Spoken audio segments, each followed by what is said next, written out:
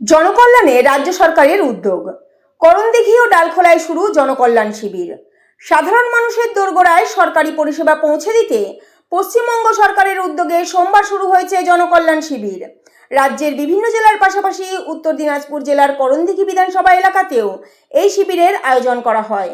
এদিন Gopalpur MSK school, Karandighi কৃষক বাজার এবং ডালখোলার গণনায়ক ভবনে জনকল্যাণ শিবির অনুষ্ঠিত হয়। শিবিরে উপস্থিত সাধারণ মানুষ বিভিন্ন সরকারি প্রকল্প সম্পর্কে তথ্য গ্রহণের পাশাপাশি আবেদন, সংশোধন ও সুবিধা প্রাপ্তির সুযোগ পান।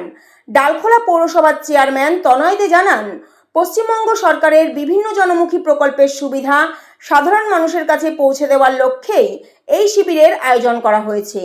তিনি বলেন, সরকারের বিভিন্ন সামাজিক সুরক্ষা ও উন্নয়নমূলক প্রকল্পের সুবিধা যাতে প্রত্যন্ত এলাকার মানুষ সহজে পেতে পারেন, সেই উদ্দেশ্যেই এই উদ্যোগ নেওয়া হয়েছে। শিবিরে সরকারি আধিকারিকরা উপস্থিত থেকে নাগরিকদের বিভিন্ন প্রশ্নের উত্তর দেন এবং প্রয়োজনীয় নথিপত্র যাচাই করে পরিষেবা প্রদান করেন। ফলে দূরবর্তী সরকারি দপ্তরে না গিয়েও এক ছাদের নিচে একাধিক সরকারি পরিষেবার সুবিধা পেয়ে খুশি সাধারণ মানুষ। প্রিয় দর্শক, আপনাদের জানিয়ে রাখি, পশ্চিমবঙ্গ সরকারের উদ্যোগে শুরু হয়েছে জনকল্যাণ শিবির। ইতিমধ্যে ডালখোলাতে রয়েছে, ডালখোলার গণনায়ক ভবনে যে চিত্র আমরা তুলে ধরছি দেখতে পাচ্ছেন। ডালখোলা পৌরসভার বিভিন্ন অঞ্চল থেকে, বিভিন্ন ওয়ার্ড থেকে কিন্তু মহিলারা আসছে এবং তারা কিন্তু এই জনকল্যাণ শিবির থেকে তারা কিন্তু বিভিন্ন সুযোগ সুবিধা নেওয়ার জন্য তারা কিন্তু এই ডালখোলা আগে জমা করেছিলেন। কি জমা করবেন?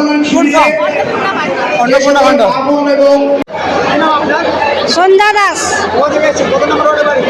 2 নম্বর ওয়ার্ডে। ইসমেল কার্ড বানাইতে। ইসমেল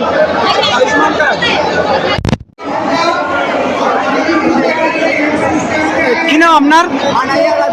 আচ্ছা, আজকে এসছেন কি জন্য এসছেন? আজকে কি করতে এসছেন আজকে? আচ্ছা, কোন ফর্ম রয়েছে আপনার? আচ্ছা, কি করতে হবে? মানে কিসের ফর্ম এটা? কিসের ফর্ম এটা? আচ্ছা, কিসের ফর্ম এটা? আচ্ছা আচ্ছা, আজকে জমা করবেন। কেমন লাগছে আজকে এসছেন? কেমন লাগছে? কেমন লাগছে? এখনো ফর্ম নেননি? আচ্ছা, আয়ুষ্মান কার্ডের জন্য নাকি?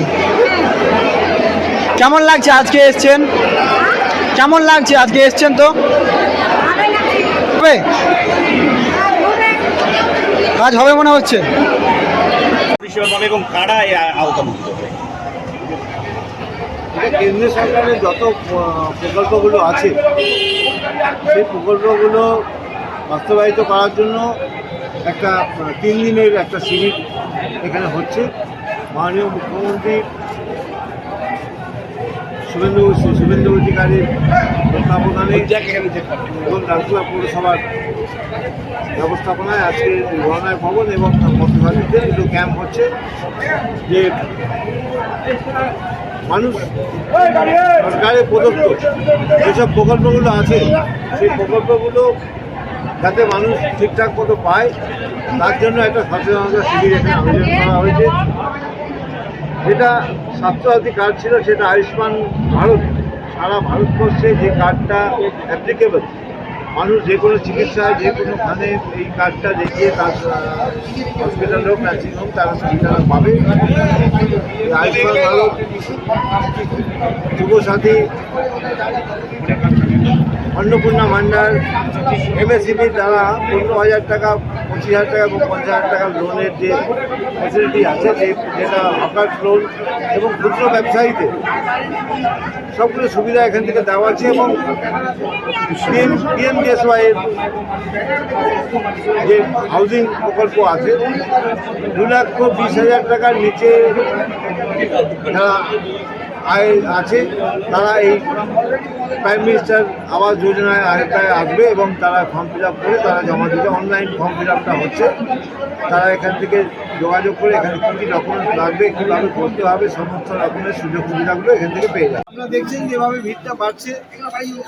প্রথম দিনের ক্যাম্প আমাদের একটু সাথে একটু অসুবিধা হচ্ছে। আমরা আগামী দিনে এবং কিছুক্ষণ মধ্যেই আমরা এটাকে ঠিক করে নেব এবং আগামী দিন থেকে যাতে 2 দিন মানুষ এখানে ভালো মতো পরিষেবাটা পায় যে সুবিধাগুলো আছে মানুষের কাছে পৌঁছে দেওয়াই আমাদের ডিউটি, আমরা কর্তব্য, আমরা করবো এটা। এবং মানুষের যত সম্ভব এখানে আসুক, নিজের অধিকারটা বুঝে নিক, নিজের পাওনাটা বুঝে নিক। আচ্ছা, ওটা এখন আমাদের কাছে সরকারিভাবে নির্দেশ আসেনি, যেহেতু প্রকল্পটা চালু হয়ে গেল। আশা করি গভর্নমেন্টের যেটা আছে, যেটা গভর্নমেন্ট এই প্রকল্প কিন্তু অনগোয়িং থাকবেই। আমরা যারা এখানে আসতে পারবে না, যারা এখানে আসেনি, তাদের যারা বাইরে আছে তারাও যাতে সুবিধাটা পায়। আগামী দিনে আমরা পৌরসভায় প্রত্যেকটা বিষয়ে আমাদের ক্যাম্প থাকবে, অনগোয়িং থাকবে। গভর্নমেন্টের নিতে জমি থেকে আসবে আমরা কিন্তু আমরা অ্যানাউন্সও করে দিব, এবং মানুষের বাড়ি বাড়ি যাতে মানুষকে যাতে অসুবিধা না হয়, বাড়ি বাড়ি যাতে ফর্মগুলো ফিল আপ করে ব্যবস্থা করা, বাড়িতে পৌঁছে দেওয়ার ব্যবস্থা আমরা করব।